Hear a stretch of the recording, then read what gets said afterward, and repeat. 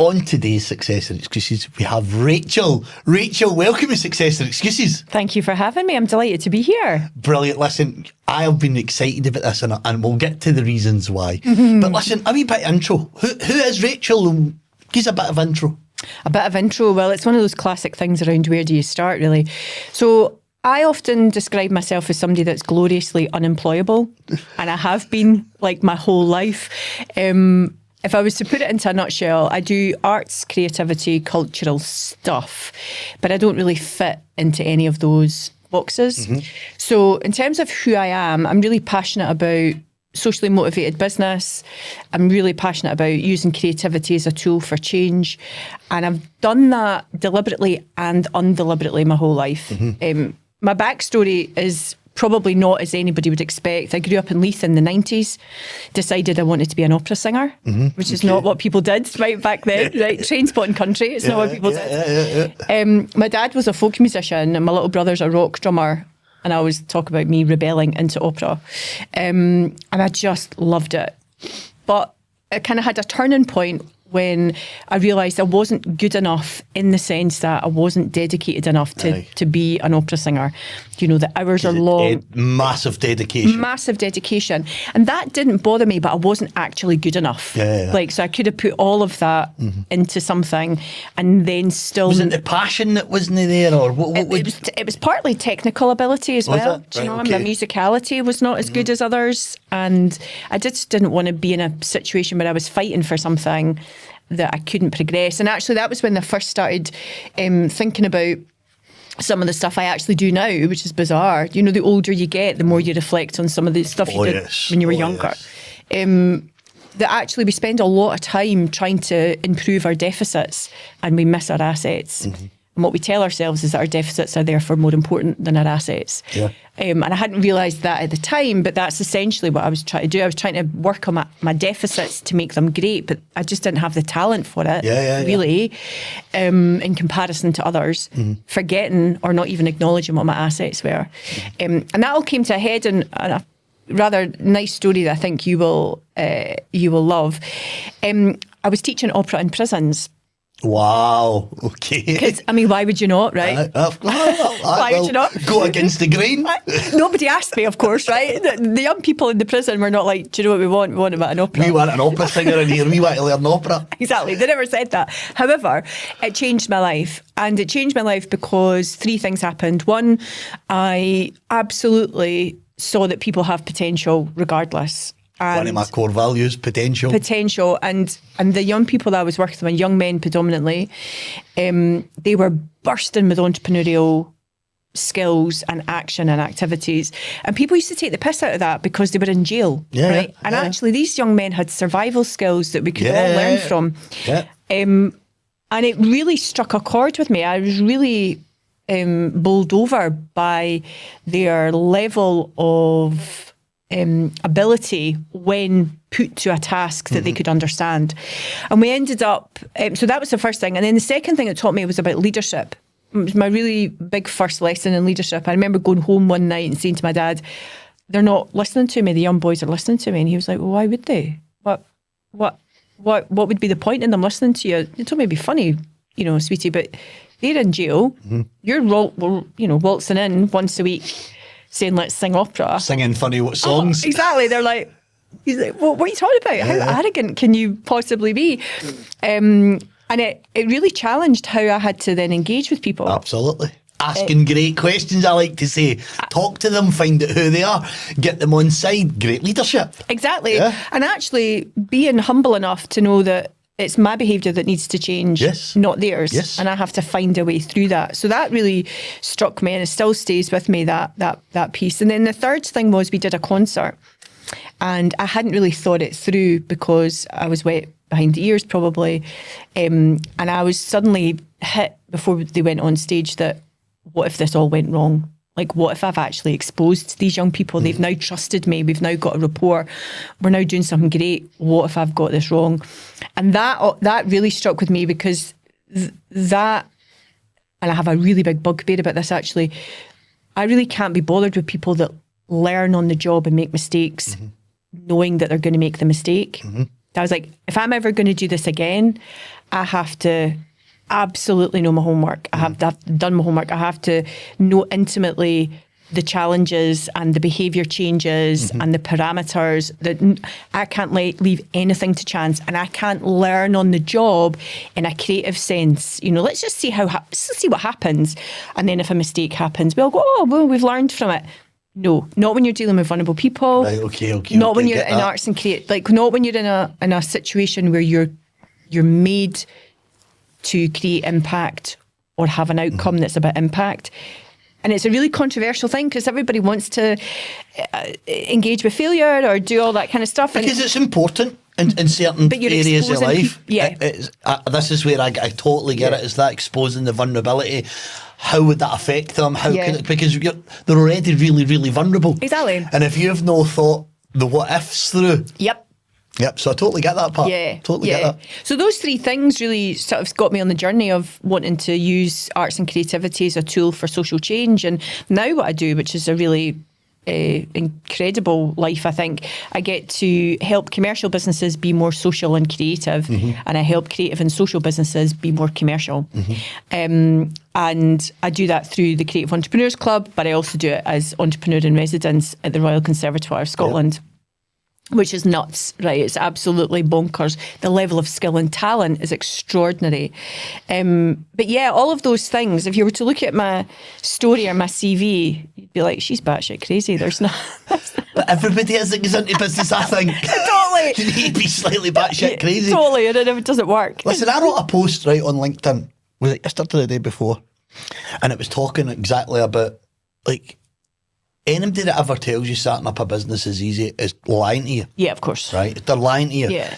It is one of the most rewarding things you could ever do. Yep. But it is one of the, by the way, and it never gets, in my opinion, it never gets easier. No. Your dreams get a bit bigger, your vision gets a bit bigger, the challenges get a bit bigger, and you still have really lows.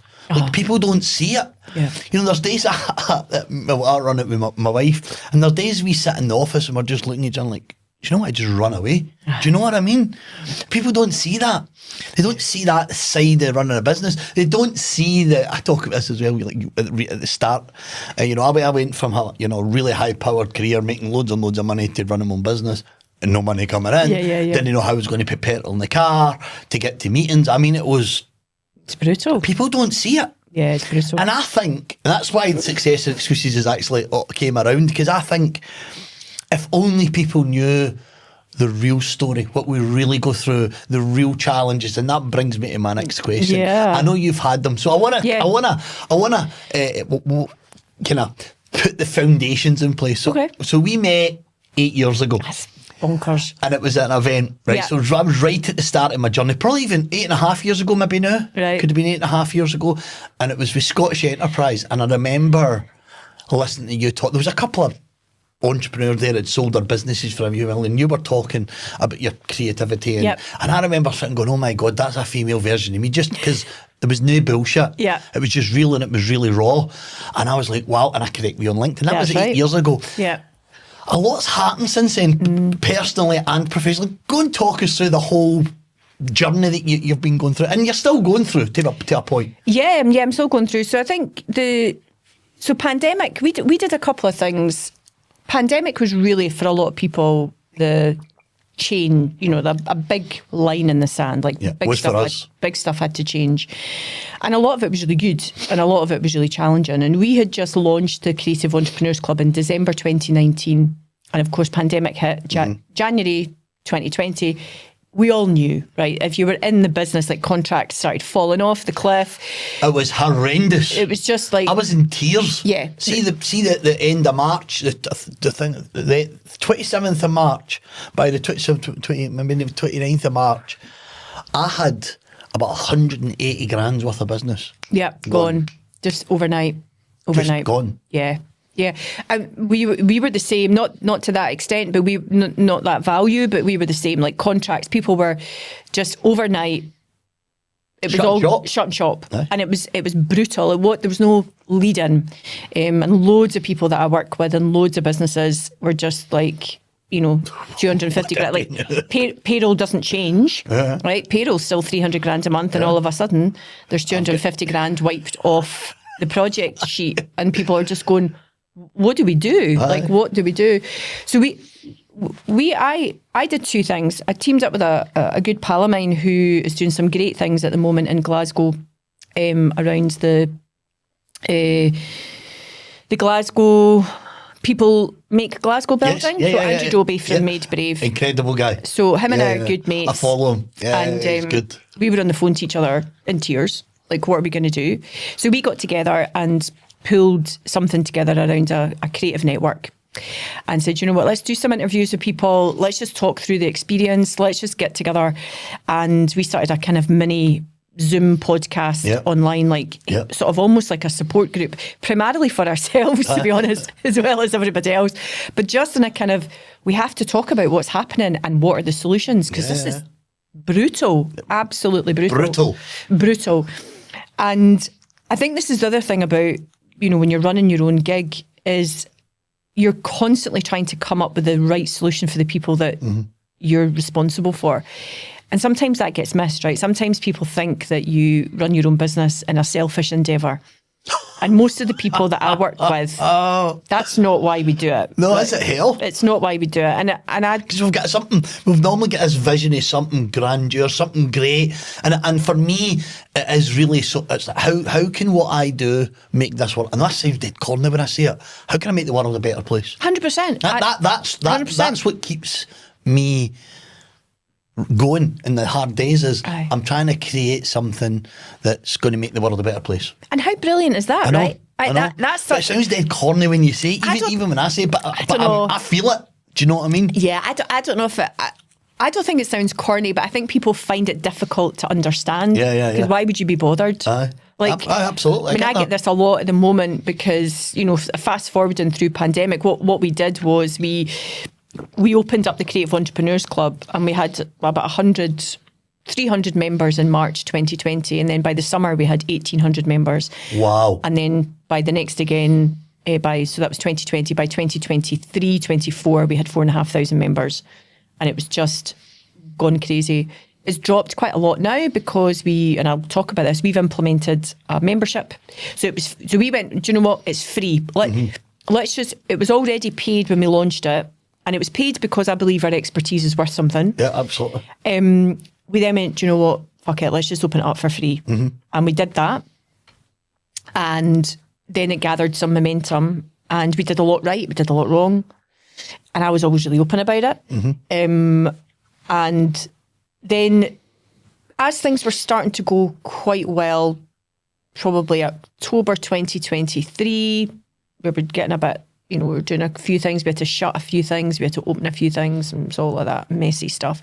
I went, you know, during pandemic, let's just take all the money we can get, and if we go under, we go under, because we have to do the right thing by the people we serve. Yeah, of course. Absolutely have to, because other people weren't. You know, like public sector organisations that were fully funded. I mean, we've never received core funding to exist, right? I pay for it all myself, and so it was really frustrating for me that people were saying, oh, you know, we need to take a minute and close the shop. And I'm like, but you get public funding to stay open. So there was all of that stuff going on, and people were getting And I believe, you know, during pandemic, a lot of people showed their true colours. So a lot of people I decided not to work with.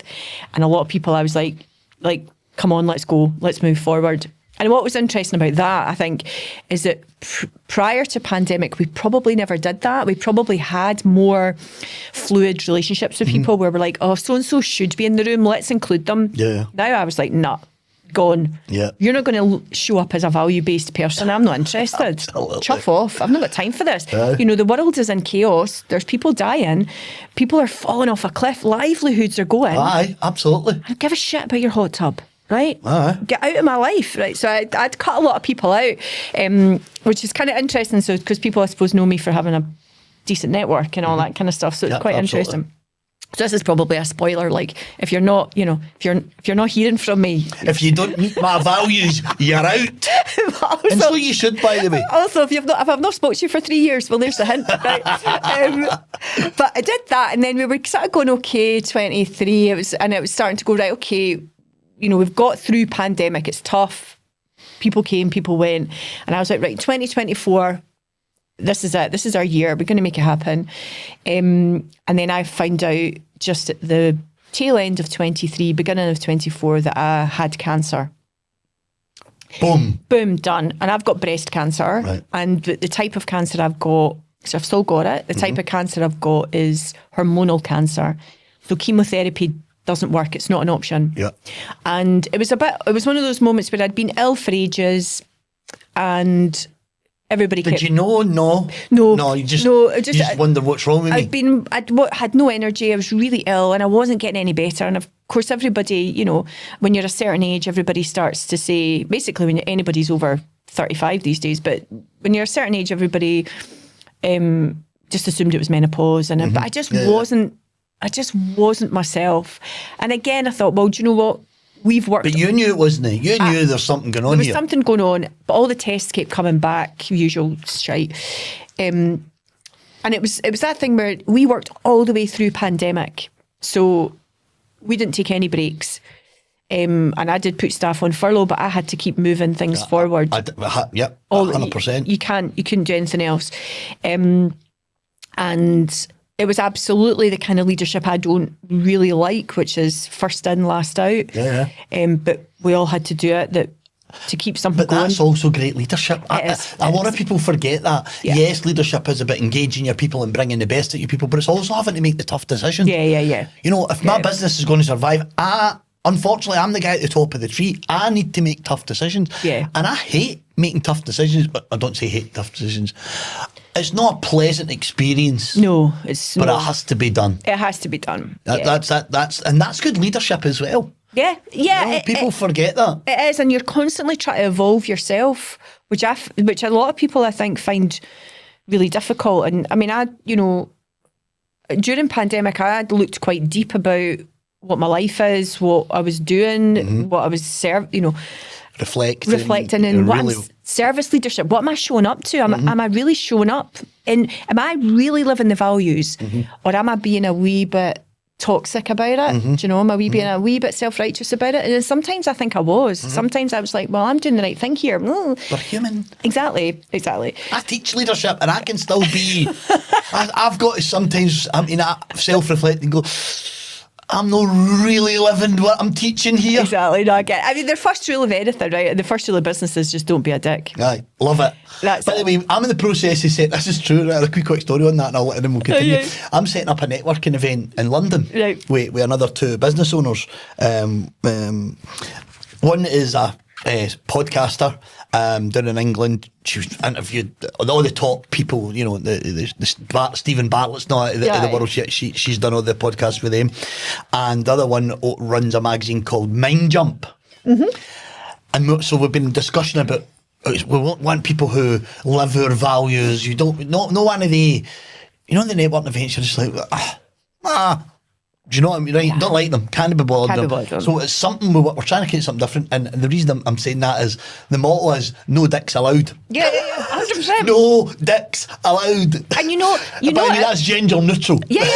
That's gender neutral. That's a behaviour. You know, that's the kind of, and we're thinking, how do we say that without saying it? And we're like, well, why don't we just say it? Just say it, because when people are being like that, they know it. Right? You're like, you're being a dick. Yeah. You know it and I know it. Absolutely. Like, so let's just cut the crap here. So yeah, so jumping in back a wee bit on 2023, it was going well. 24, and I knew there was something wrong, and then I'd gotten all the tests, and then I hit 50, and I got the obligatory breast scan at 50, and they found something, but they said, oh, it's just a wee thing, but we check everything. I said, that's fine.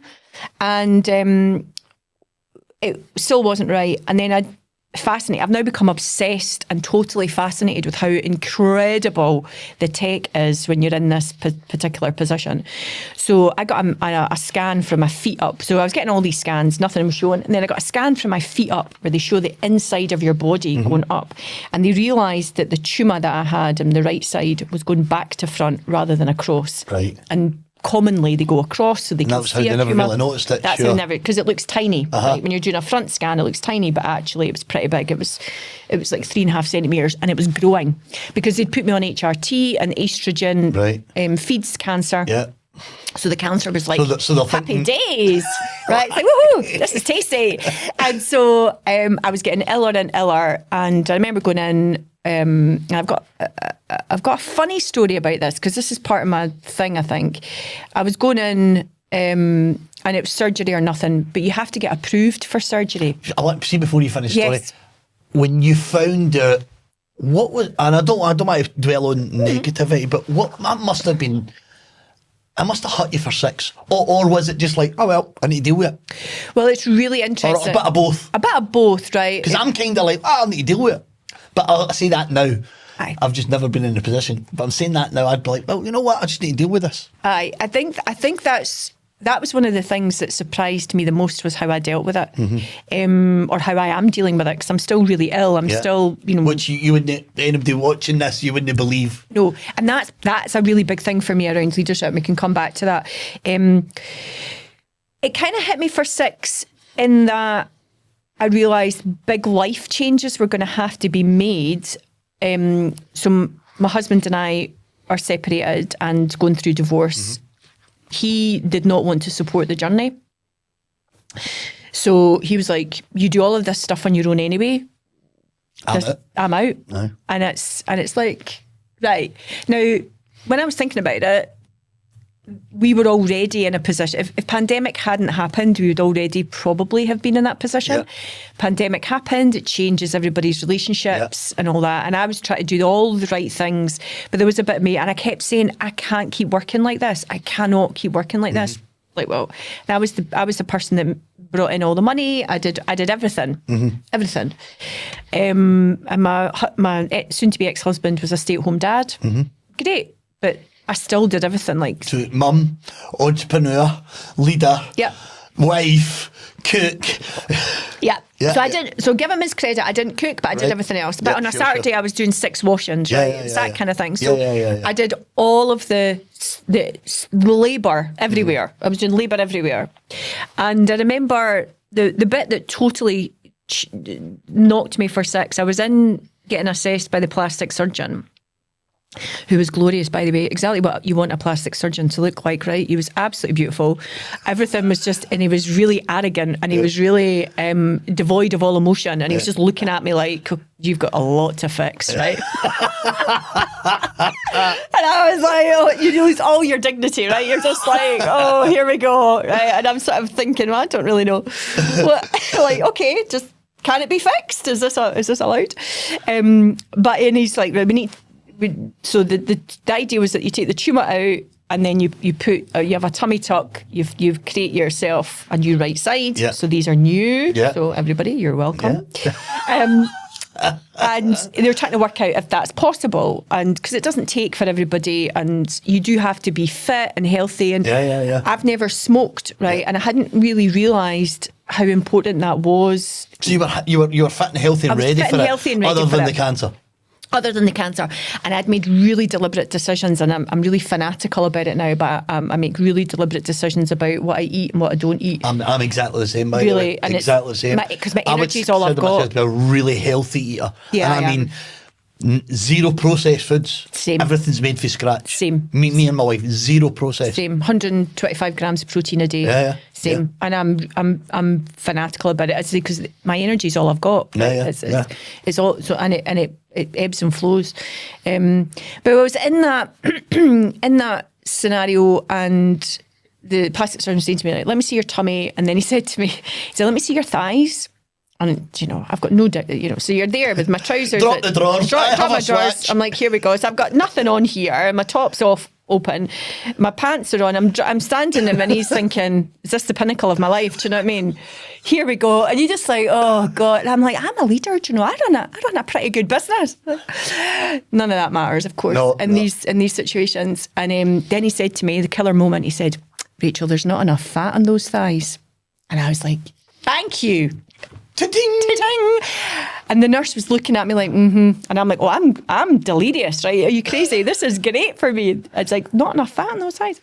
But then he said, and this is the bit that changed everything. He said, we do the surgery. Okay, I'm happy with that. We can do this, we can do that. That's good. We can get the cancer, but we just don't know how you're going to react to an anaesthetic. And so we're pretty pleased with everything, but you're going to have to go home and get your affairs in order. Oh dear. And I was like, right. And that was the bit where I was like, what? And I was there myself. And that moment, sorry. It's all right, no worries. That moment, you realise you're on your own. Mm-hmm. Wow. And sledgehammer in the back of the head sledgehammer. moment. Yeah. And it's funny because as a leader, you're always on your own. It's a lonely pursuit. Hold on, old guy. No, don't worry. That's fine. Don't worry. Sure? I'm fine. I never expect this under tissues. You need to get that. But this is what it's all about, Yeah, and it's real raw. And you know, how many of us in our lives are sitting... Did you break down at the time, or was it No, walking away? No. When did it hit? So... Because that's scary. I mean, that is really... Especially when they say you need to get your affairs, because you're thinking, shit, man. Yeah. What if this doesn't go right? And my first thing was, what happens... Do you know what happens to everybody I'm responsible for when I'm not here? And you never think about that, right? And you never go into that. That we all know we're going to die, right? Yeah, of course. And I'm totally fine with that. And Yeah, I talk about that quite a lot. But that moment of, this is January, I'm going in for surgery in April, and I might not be back out. Like, whoa! Wait a minute. And is that when you realise you're in mortality? Yeah. And you go, oh, thank you so much. Thank you. Yeah, that's when you realise your own mortality, but also I think you realise, what the fuck am I doing? Like, actually, what does this all really mean? Oh, that's deep, isn't it? It's deep, and you're just that is deep. This is exhausting, right? And you sort of have to. There's a moment where you really do get into the, nobody wants on their gravestone, could have spent more time at the office, all those quotes that you see. You do get into that. But then another thing happened. So we were sitting in we were sort of a wee bit quiet, and I tend, interestingly enough, I tend not to cry ever when I'm in my appointments. It's everywhere else. I'm like, I'll have a greet here, there, and I'm on the bus, and whatever. And the nurse said to me, Rachel, see, on the off chance that you do survive surgery, would you like to choose a nipple? What a conversation. And opened up this nipple drawer. Do you know what I mean? And I actually now use this as a funny story, and I'll tell you about my comedy as well, but I was like, well, what's the nipple etiquette? Do I get a new nipple? Do I get a different nipple? Can I get a hairy nipple? Can I get 3 nipples? Like, what? And you start thinking, this has gone from the sublime to the ridiculous. Yeah. And I'm really glad it happened, because actually it sort of clicked me back into a world for me was like, if I'm going to survive this, I'm going to have to really radically think about my own behaviour. And people often, when you're in that situation, people often say, you got to look after yourself now. Yeah, I get that. That's not a natural position for me.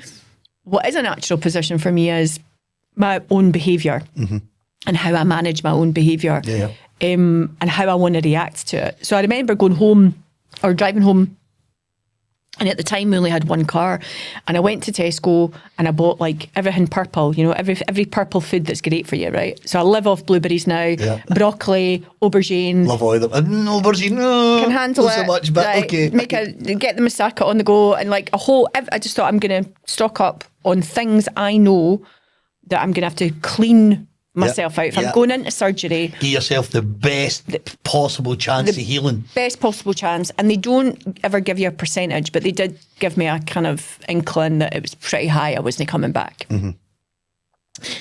And so, that was the starting point. Is we're going to do it. We're doing it's great. We're here, but we're preparing for whatever. And you're preparing your own self, you're preparing your body, the mind, everything for what's next. Yeah.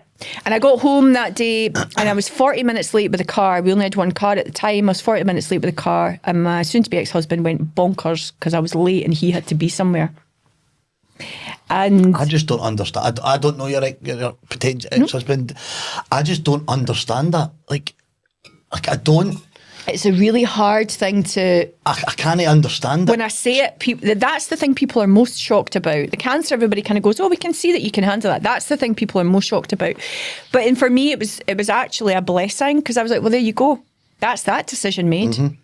There is, and still has never, doesn't ask how I get on a hospital, doesn't ask any of those things. Do you think, and I'm only surmising here, right? Do you think that maybe he just didn't know how to handle it? Yeah, for sure. Because he sees, and the reason I'm saying this is because I remember when I first met you 8.5 years ago, I was like, wow.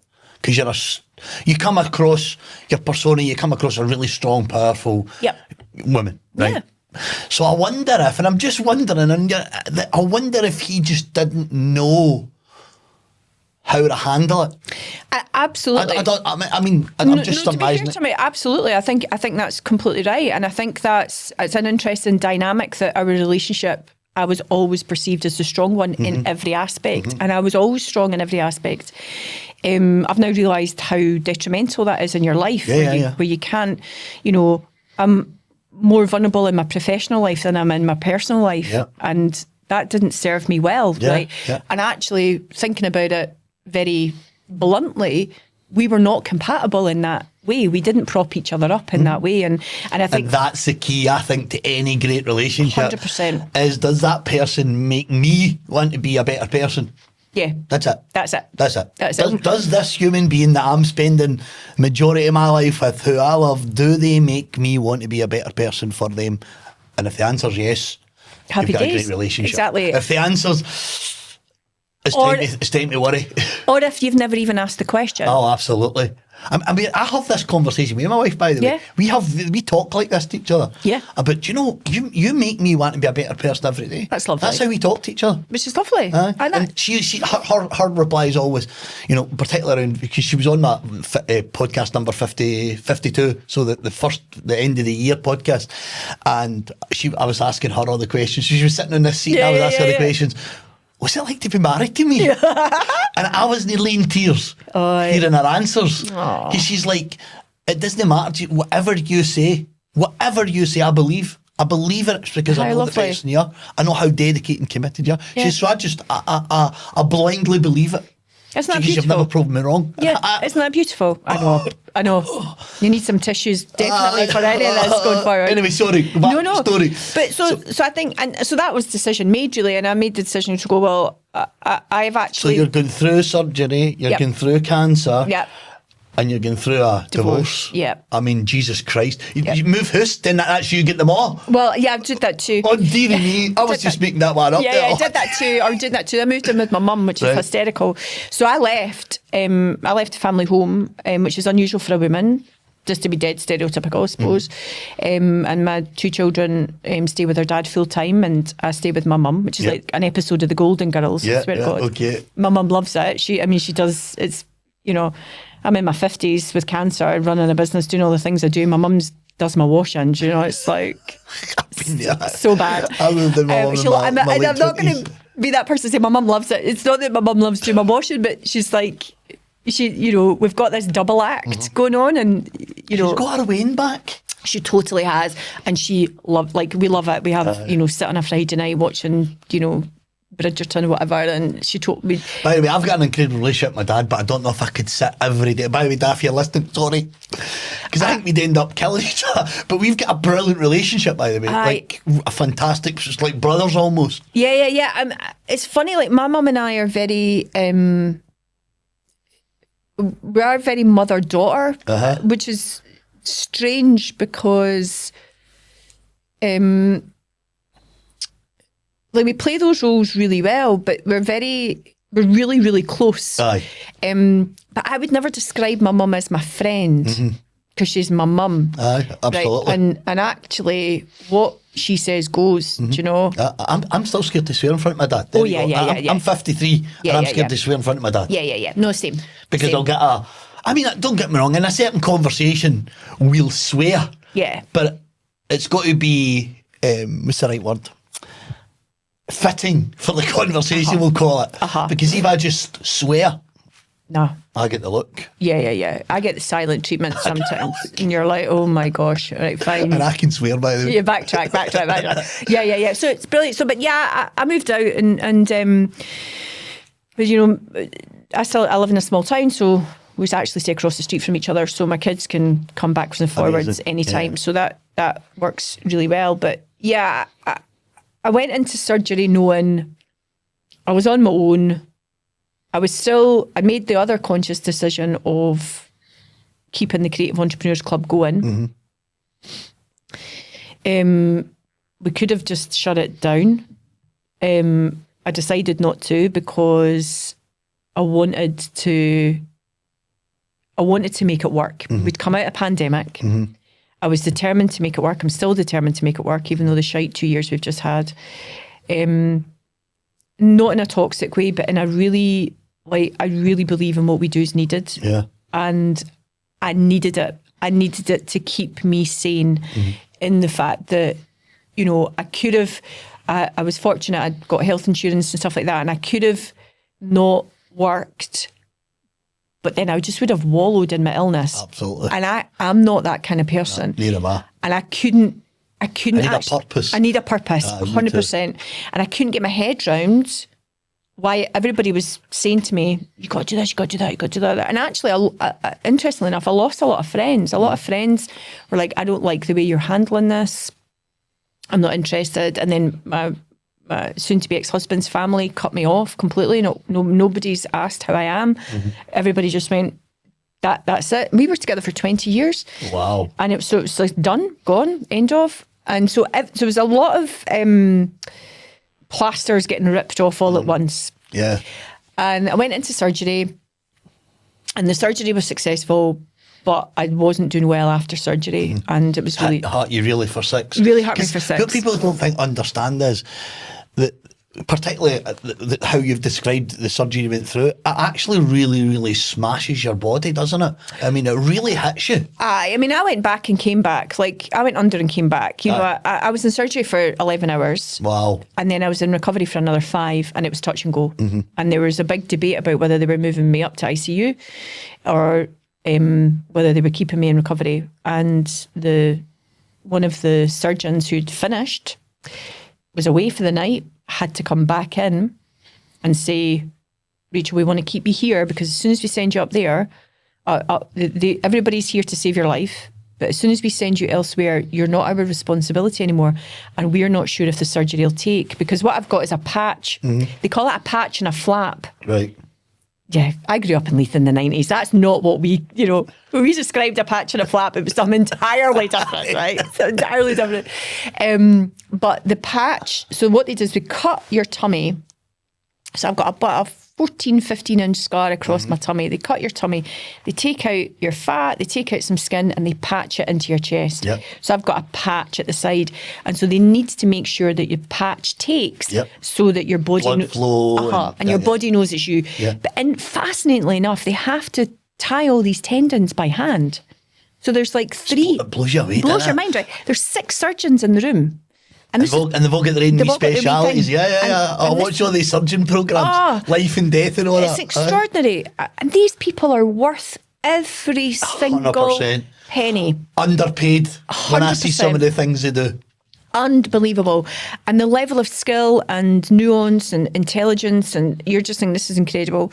He's like, we need, if you go elsewhere and we have to do, my blood pressure is really low, we have to do all these things, that might not take if we've then done the surgery for nothing. And we're back, we have to go in for more surgery, we're back to square one. But this is your call because it is literally life or death. So I made the call to, as much as I was under, it was all very whatever. So I said, I want to stay. And, it all got a bit touch and go, and I thankfully came back and I'm here.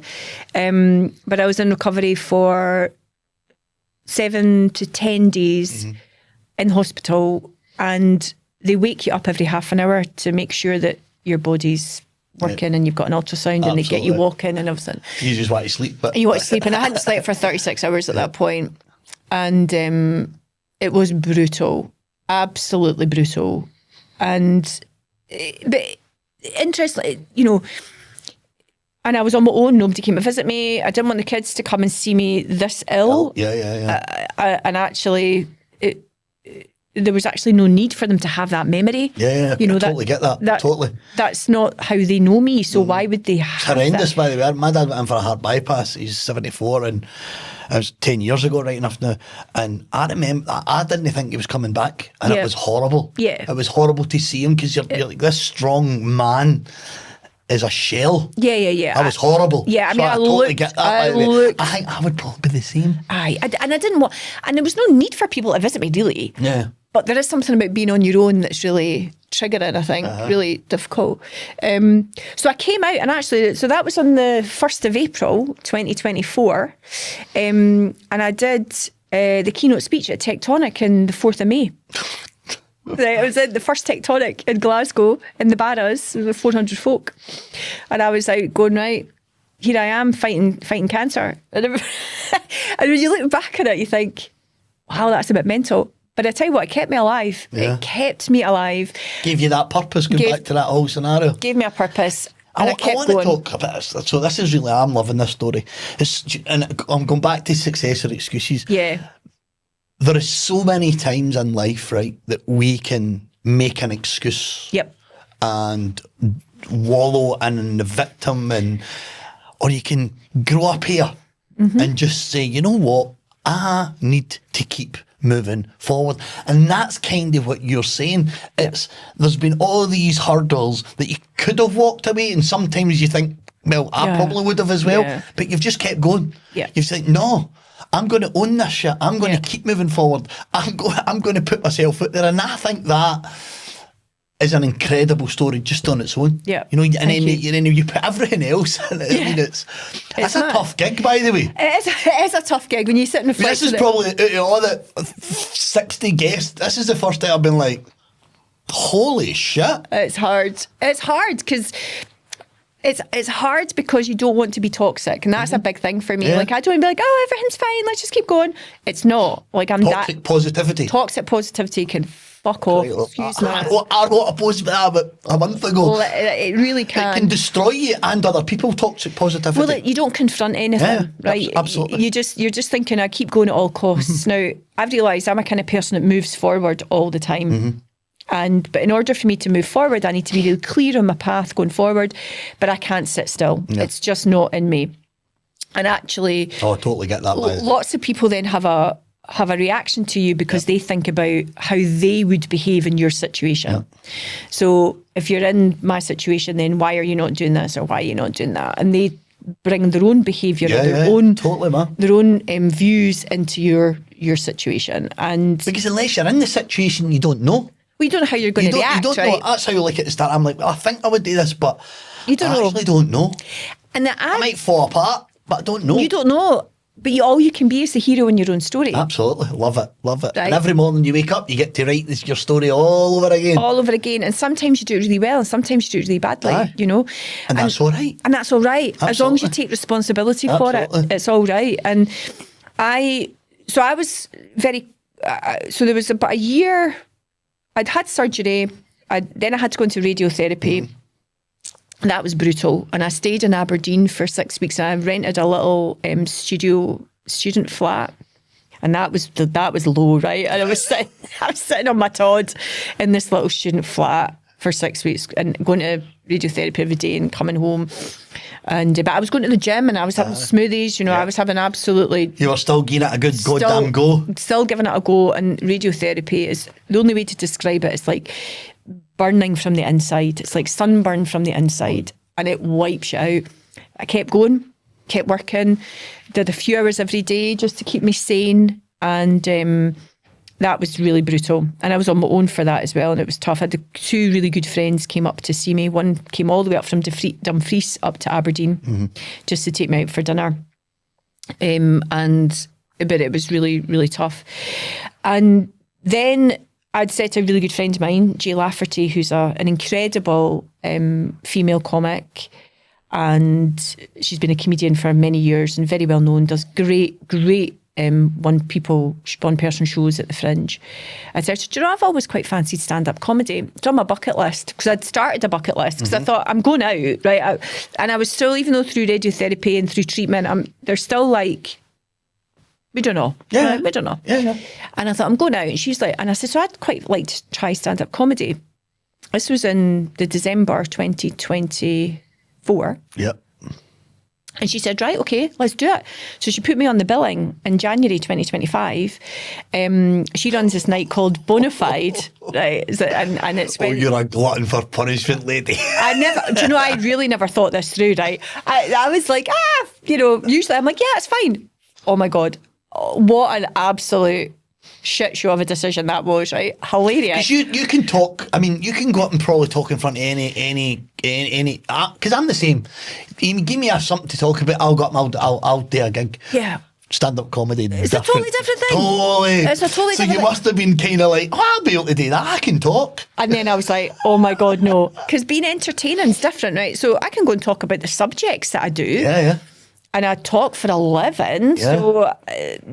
So, I can talk about... I can do this. But then I was like, no, stand-up comedy. So she put me on the billing.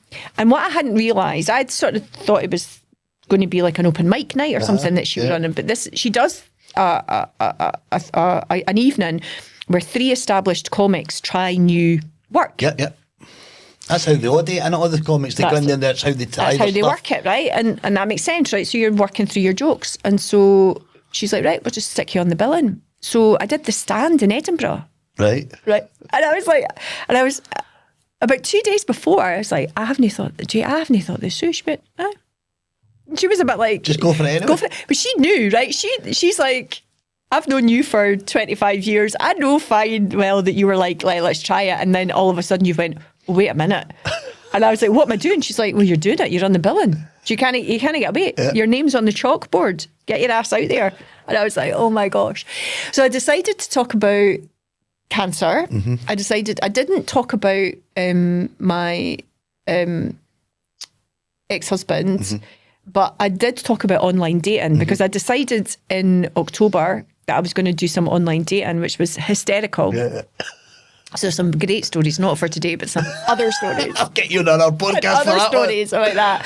And I talked about, the nipple drawer and, my patch of my flap and vaginal dryness and all these things, right?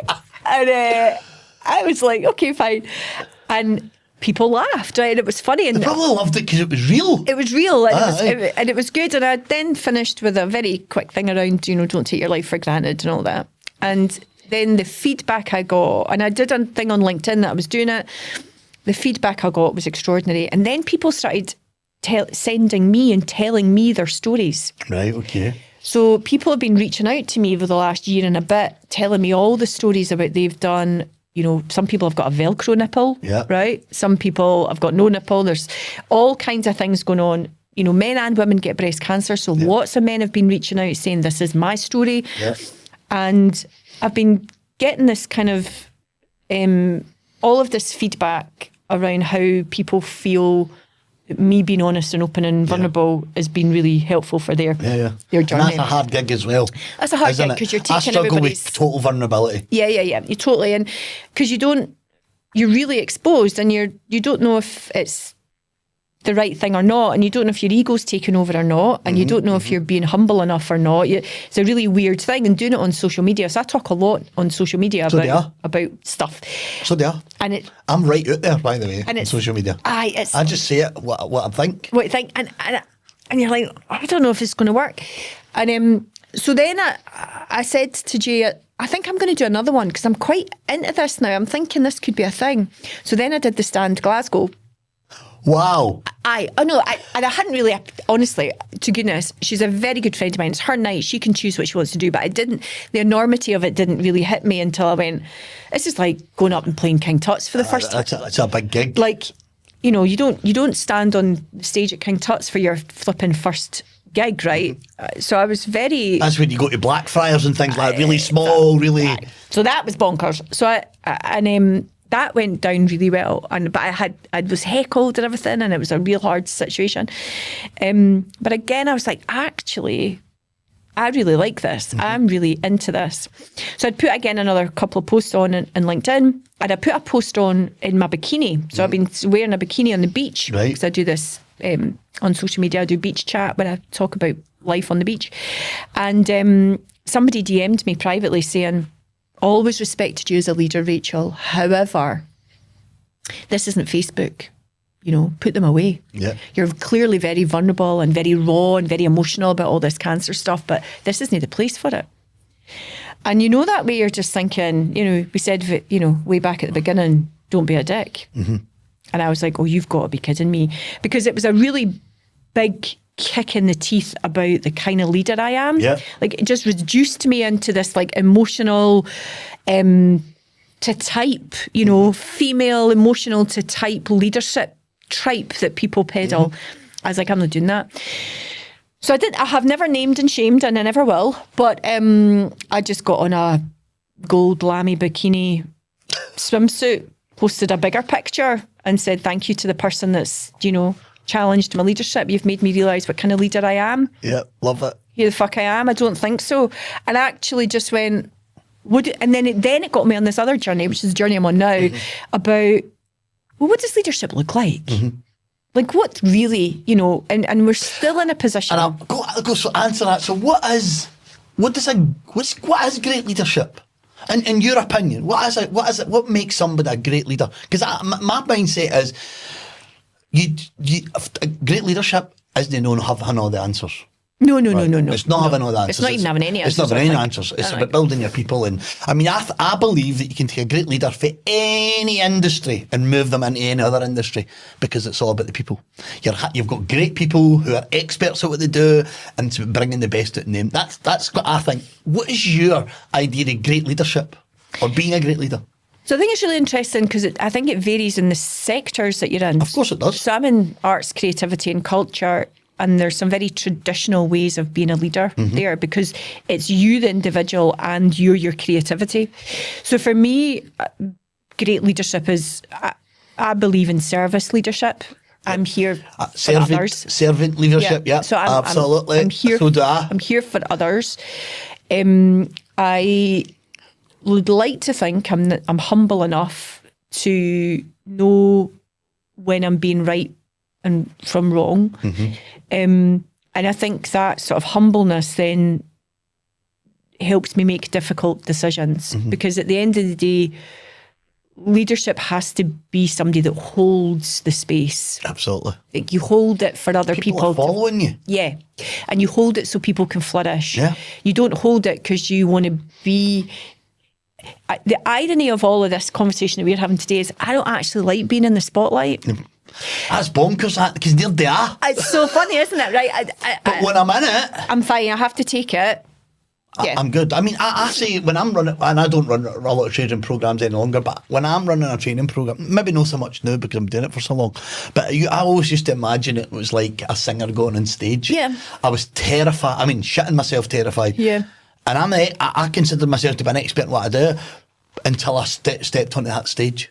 And then everything went away. Do you know that way? And I was given every single ounce of energy to the people that were sitting on my training programme. Yeah. I mean, it's so much so that I always used to say, after a day training, a full day, I used to be like, it was going like 10 rounds with Mike Tyson. Yeah. I was so knackered. Physically and mentally shattered. Yeah. Anyway, so I totally get that. Totally. And I think that's the other thing, is that great leaders give energy. Yeah. They give energy to others, and they give energy to others to do what they're good at. Yeah. And I also think that people that are good at leadership see potential in everybody. And so you should. And you don't necessarily have to understand their behaviour, but you have to appreciate it and try and help them get the best version of themselves out there. And I work with a lot of people that over the years in different organisations who I'm not particularly fond of. But that's irrelevant, you know, it's irrelevant. And actually, when I'm doing things with young people, I get asked that a lot. How do you work with people you don't like? And it's not about liking somebody. It's about the relationship that you're building, the behaviour that you're displaying, the impact you're trying to make. And some people have different ways of doing that. And I think for me, my style is I am highly adaptable, but I'm also laser focused at the same time. Great leadership traits. Yep. Great leadership traits. So you've got to be, I think, in a position where people want to follow you, but you can never, ever take that as anything other than the fleeting thing it is. Because, trust is hard fought but easily lost. Yeah, absolutely. And if you don't then display what they expect, then you're gone. And I've done that a couple of times, like recently as well. I've been like, actually, hold on a minute. I've not behaved in the way that I would be known to behave. Like, people know me publicly up to a point. And actually, I've not behaved that way. And I'm like, Jesus, I need to... Self-reflection. I need to do something about that. So it's really fascinating for now. So I've kind of got this dual thing going on where I've been writing a one-person comedy show. Right. I've now, and still running the Creative Entrepreneurs Club. And still running the Creative Entrepreneurs Club, and still being entrepreneur in residence at the Royal Conservatoire. What about health-wise? Is it come? I know you're still quite ill, but is it improving, or so you're just dealing with this? Just it's dealing just part with of it. life. I'm just dealing with it. Right, yeah. I'm on a shed loads of drugs every day, like absolutely loads of drugs every day. Because you wouldn't know, honestly, you wouldn't know at all. But that's a really important thing for me, and I think this is why a lot of other women and a lot of other female leaders have reached out to me, because I'm expected to look gaunt or have short hair or like and you're just I'm not just having not. it. I'm not having it. Aye. I don't eat. There's no pasta. There's no dairy. There's no sugar. No refined sugar. There's no alcohol. Yep. I'm on loads of supplements. I'm on loads of cancer medication, but I kind of balance all of that. Everything's made fresh. I have a protein breakfast, 125 grams of actual protein. I eat a lot of steak and egg. Yeah, so they are. I'm in the gym 6 days a week, so that's why I do weights four times a week. Yeah, amazing. And I sleep probably 9 hours. That's brilliant. I'm 8.5. Yeah, 9 hours. I love my sleep. Love it. Like I can go to bed at 9:30 and I'm done. Oh, 100%. Yep. I'm gone. Totally. That means back at 5 in the morning. Yeah, same. And the thing is, because when you're having cancer, you don't know the ebbs and flows of it. So some days I've got tons of energy, other days just floored. Other days I'm floored, and I lose 3 days, right? And I'm trying to balance all of that because I've got a lot of responsibilities. But I think the lesson for me is really around, I mean, I don't know how long I've got left. So there's a bit of this going, I'm not going out quietly. Right? Absolutely. I'm not going out quietly. And why should we? And there is a bit of me going, wow, why did it take until now for me to live that thought process of a best life? Like, every single day matters to me. And it did before, but not like this. Not at the same level. Not at the same level. Because obviously you're seeing, as we said earlier on, you start to see your own mortality and go, wait a minute. If I'm going out, I'm going out with a bang. I want to be lying in those. This is a huge thing, and why I actually set up my own company, but make the world a better place. I would have hated to be sitting in those final few hours of my life and regretting anything. Yeah. Like, I really, really, really won't be regretting. I'm going to look back at all the shit and I'm going to go, my God, did I give that a good go? Do you know that way? Totally. And it's something that that's a really privileged position to be in. And I think that's, if you've got that level of privilege, then you've got to do something with it. I agree. You've got to do something with it. And so, so what's next? What's happening? What's the next chapter look like? Well, this is hilarious. So I was thrilled, like genuinely thrilled, because I never get asked to do anything, right? And I never get on any programs and things like that. I think people have got certain assumptions. So anyway, I am on the Glasgow International Comedy Festival's program for female comics. Right. So there's 16 of us, and actually we meet every Thursday now. And we are pulling together our stand-up, and we're doing a gig at the Glasgow International Comedy Festival in this year.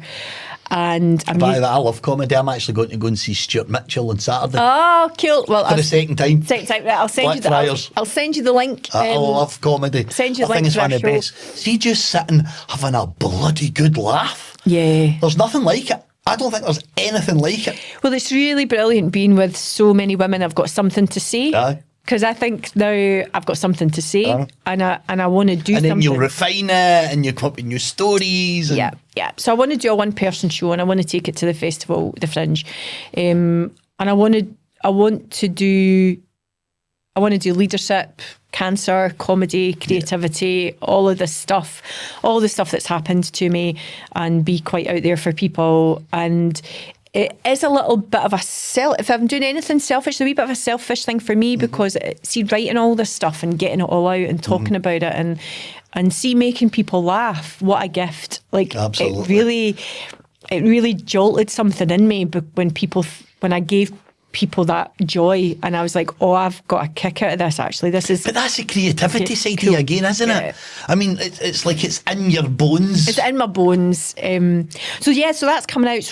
So still, Creative Entrepreneurs Club, we're going to start doing some really cool stuff. We've changed our platform over. That was one of those things. It was a total shit show. Your website looks great, by the way. Oh, thank you. It does. Looks really good. Very professional. Good. Thank you very much. So it's got a few things to tweak and ebb, but we're gathering lots of things. The big thing for us and the big thing for me is that the Creative Entrepreneurs Club is for every single creative entrepreneur. So normally you've got things like, you might be in a particular geography, or you might be in a sector. So there's stuff for the music business, or there's stuff for TV and film, there's stuff for publishing, whatever. We've got everybody. Right. And actually, because it's about the people.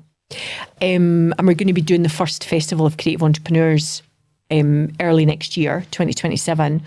And the reason it's called Creative Entrepreneurs, not Creative Entrepreneurship or any of that stuff, is because it's all about the people. Yeah. And you might be an actor, you might be a dancer, you might be a publisher, you might be a marketeer, you might be... Well, you're in the creative industry. We're going to celebrate that. And so that's really exciting, because that is about, you can't be it if you can't see it. Absolutely. Right. So that is Listen, I've had a few actors on the podcast. Yeah. And it's amazing to hear how they actually got into acting, and how tough a gig that is as well. It's tough. And sometimes we don't value all of that toughness around creativity. Creative people are highly adaptable, highly resilient. And actually, when I look at other sectors and other areas, some of the creative people I work with would do incredibly well in other areas, because they're critical thinkers, they're adaptable, they're the skill and the discipline. Couldn't agree more. It's one of my biggest skills is creativity. Yeah, it's incredible. Absolutely. Yeah. So, Creative Entrepreneur Club. Yep. Going to moving forward. Yep. The comedy. Yeah. Is coming. So when is this potentially going to happen? So in middle of March this Right. year, that's when the comedy, the first comedy show will happen. Yeah. With all my other female comedy pals, as part of the International Festival, Glasgow International Comedy Festival, and then hopefully I'll be doing something in the Fringe in August this year.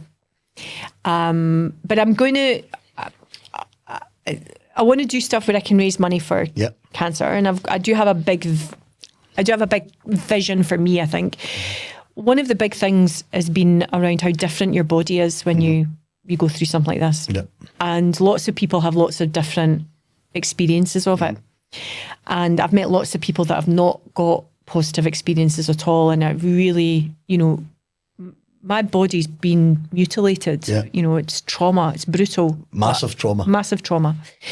So I want to, and I was kind of, I was sort of inspired really by the critique of me in a bikini, because I was like, why are we still in a position where we're not looking at women's bodies? It's mind blowing. You're just like, really? But there's so much unconscious bias still there that people don't even realise. And my body isn't for anybody else's, aesthetic other than it's mine, right? So my big sort of plan is to raise enough money, generate enough money, get enough money where I can pay for women and men who have been through the same thing as I've been through, whose bodies feel that they've been through trauma and mutilation, to go through a professional photo shoot. Yeah, wow. So that we can create an exhibition of beautiful bodies. That's a purpose. And exactly. And that's the bit that keeps all the other stuff, I can keep moving forward. Like everything though, having a complete panic, I can't make payroll, right? And Creative Entrepreneurs Club, that keep me up at night. And that's facts. Yeah. And it never goes away. Never goes away. So that level of risk and stress keeps going. But the real reason I'm getting out of bed in the morning is to think, can I tell my story in a comedic way? Can I raise money? And can I support people to do a kind of Vogue-esque fashion shoot?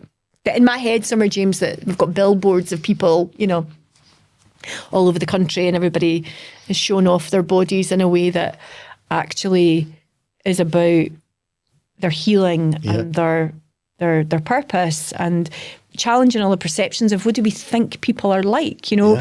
We're in a real difficult time in the world where people are told what they can and cannot believe and do, and if you're not on one side, you're against it. There's no nuance, there's no grey areas anymore. You're not even allowed an opinion. That's why I just give mine anyway. But then people give an opinion and they talk about it as if it's fact. You know, and you're like, mate, that's your opinion, and I respect that, but that's not a fact. Well, at least not in my perception of the world anyway. Exactly. So there's a bit where I think we need to be more human than we've ever been. And I think that, you know, we've got so much at our disposal that can enable us to do that we do have to, I do feel really strongly that we have a responsibility to be very human and very caring and tolerant and vulnerable. And that kindness that I hope I display is really my biggest strength. Because it's interesting, I don't take any bullshit from people. But that doesn't mean I'm not kind. No. But they're two completely separate things. They're two completely separate. Completely separate things. Going back to the conversation, no dicks allowed. Exactly.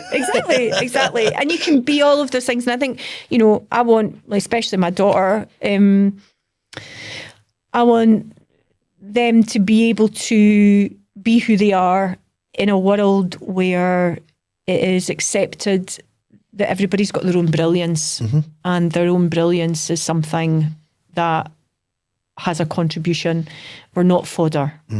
We're not just here to serve billionaires. Absolutely, totally. We're actually here all to create our own way, and we're, you know, we're all... The world is moving in that way, kind of, I think. I think so. It's kind of moving. Although we are at, I would say, we're going to move on and close it off, but we're kind of at a tipping point, I think. I think so. Now, is it a 2-year tipping point? Is it we're at a tipping point? Yeah. And what that looks like, I actually really don't know. But I think we're at a tipping point. Anyway, we're right at the end. Brilliant conversation. Ask all my guests this. Yes. Your top 3 pieces of advice in life or business. What would they be? So somebody's listening to you, you know, this is obviously going to be on all the channels, Apple, it's on YouTube, it's on everything, right? On the channels. What's your top 3 pieces of advice? Somebody's sitting here and they're going, wow, I really needed to hear that. What's your top 3 pieces of advice? So I've thought about this a lot when you'd asked me this, and it's been one of those things where it's been a total quandary because, you know, there's the obvious things about don't worry what people think about you and all these other things that you go through. But actually, I think for me, there are 3 things. I think people should listen to truly listen, not just to formulate their own response back. Absolutely. It's amazing when you actually... By the way, I used to struggle and I taught myself how to listen. Yeah.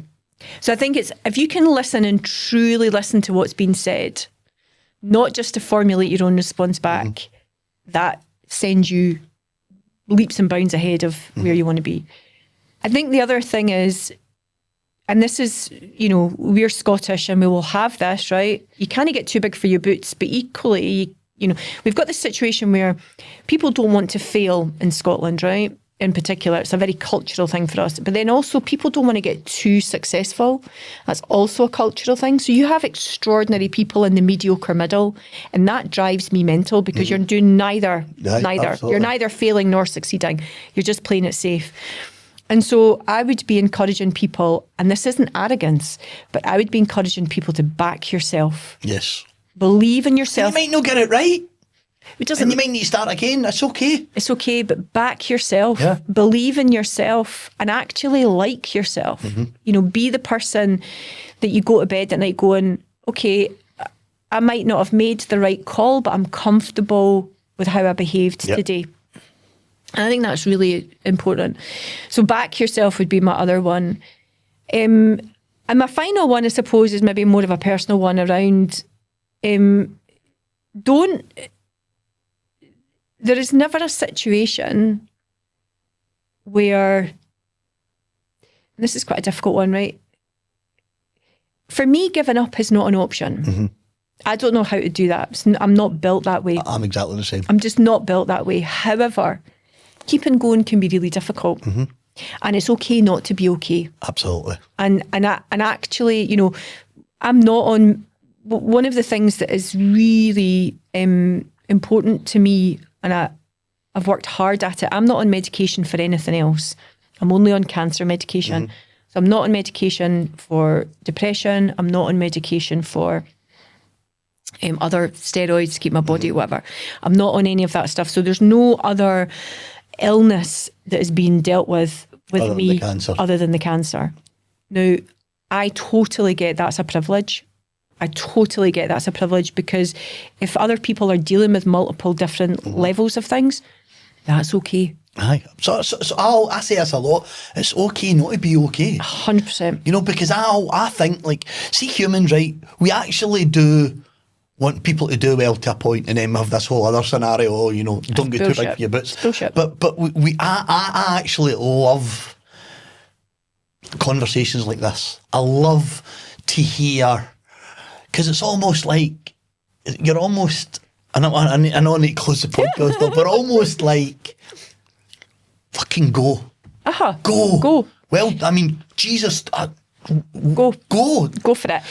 Because if you don't try, I think that anyway. Yeah, no, totally. Because we could go on We could go on again. again. We could do a whole other cycle. I'll get you on my podcast. We'll carry on. We'll carry on the second one. But I think on the beach in my trunks. Exactly. Listen, I'm here for that, right? 100%. Show my beach body off. Exactly. Everybody's got one. But I think the thing about it's okay not to be okay is really important. Not just for you to be able to say that to people, but then for people to be okay that you're not okay. Yeah. Right. So I do say that a lot as well. And it's interesting the feedback I get where people say, do you need a break? Do you need to do this? Do you need to do that? Because actually, for some people looking in, not being okay is uncomfortable for them. Aye, absolutely. And actually, when it's a two-way street, so you have to be comfortable. That's my third thing. You have to be comfortable not being okay, but equally you have to give somebody the service of, if they say they're not okay, then you respect that. Absolutely. And you value that, rather than going, run, because that doesn't serve any of us. So that would be my 3. Listen, it's been an absolute pleasure. That's an over an hour we've been doing that. That was a brilliant conversation, Rachel, and thank you so much for coming on. This is going to be a cracker. Anybody want to get in contact with you? Now, it will all be in the podcast, all your details, but if somebody's listening, how do they get in contact with you? If they just want to reach out and say, tell me I need support, help, how does somebody get in contact with you? I'm really easy to find on LinkedIn, on Instagram, and on TikTok. And if you just look up Rachael.wearecec, so everything to do with Creative Entrepreneurs Club, CEC, you'll find me.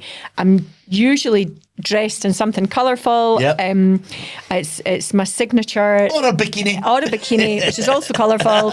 I'm easy to find. Brilliant. And I'd love it for people to reach out, and if they want to share their story, 100%. Listen, thank you. It's been an absolute blast.